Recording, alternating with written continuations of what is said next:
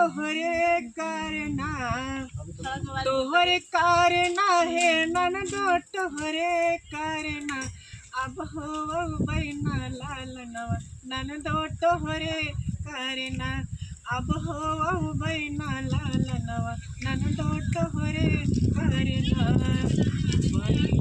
ननदो कान के गढ़ाइलू हो, दूसरी की दैया तू सिकड़ी बहनावाइलू हो।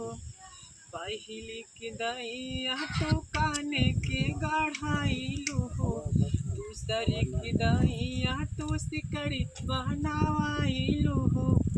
तीसरी की दैया मांगेलू कंगना, तीसरी की दैया मांगेलू कंगना।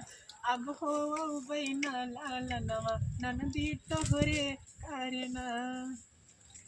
बहुत बढ़िया, बहुत जबरदस्त बात है। बहुत जबरदस्त गीत रही। अब बहुत अच्छा, यही से जान पहचान भैया को मिला, बहुत अच्छा लगा।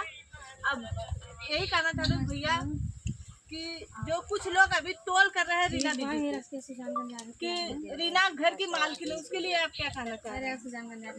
देखिए, रीना के लिए अगर जो कोई बोल रहा है तो गलत बोल रहा है। रीना हमारे सुख दुख में हर टाइम साथ दी है। तो भैया जो हर वक्त हमारे समय पे खड़ा है, उसी की तो लोग मालकिन बोलेंगे ना।